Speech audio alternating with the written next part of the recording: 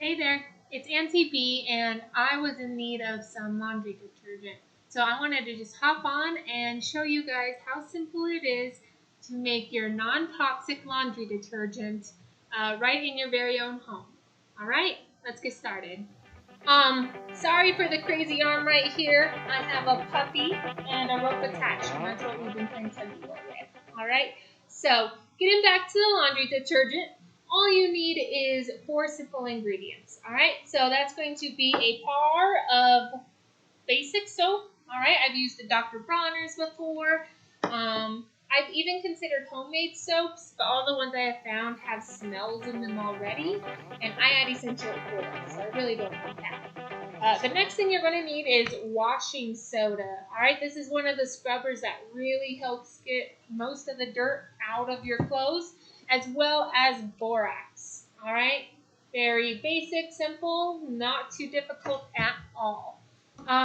And then, like I said previously, I do have my own essential oils that I've been collecting, and I'm going to be putting a lemon into it this time. So let's see if that helps at all. All right, so I have started chopping up that bar of basic soap. So you can see it's kind of going into shaped pieces right now. Kind of looks like cheese, right? Okay, so do you see how it's shaved? I'm just going to do maybe 2 more rough cuts through it. Some people use a grater, but I think that it's harder to clean afterwards, and because I use it for my food, it's just something that grosses me out. You can use it if you want. Good for you. It makes cute little shavings. I think it makes it more evenly dispersed as well. So we're going to see how it works with the rough cuts. I have a notebook of all the cleaning supplies that I make for myself. It's just a way to motivate myself to learn different recipes and realize how all these different cleaners can be non-toxic and have the similar stuff in it. I am going to be teaching a class about these at my local makerspace. So if you want to go check those out, I'll post the link for that below too. So my recipe calls for 5 cups in total of all the dry ingredients. I measured the soap first, and it was a little over a cup. So for the washing soda and the borax, we're going to do 2 cups of that, all right? I'm a paranoid, so I alternate just to make sure it's equally balanced.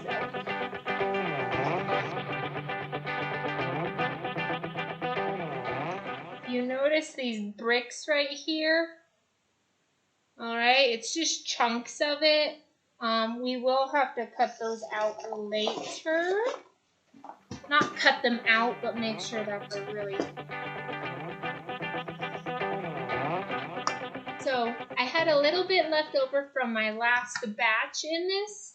After 1 cup of each, it looks like I might fill 1 more cup up. I want to leave some space for me to mix it, so I'm going to go grab a fork and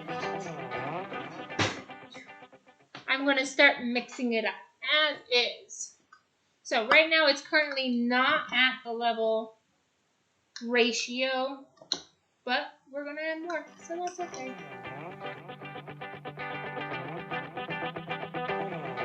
All right.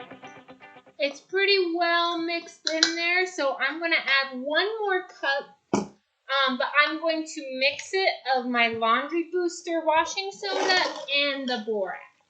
So my measurements are going to be 1.5 cups of both of these. So you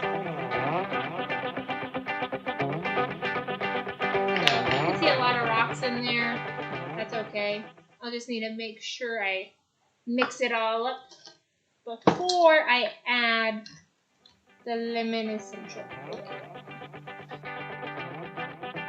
Alright, so after I've mixed it all together, it was over 1 cup of soap and then roughly 1.5 cups of washing soda and 1.5 cups of borax. That's just because it fit into this container.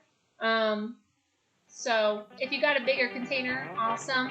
I try not to do laundry that much, so I don't need that much. Next is the essential oils. It says 20 to 40 drops. So I'm going to do probably about 15, mix it up 15.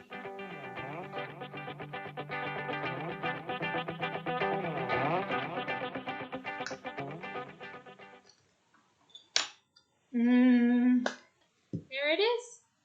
Cool, right?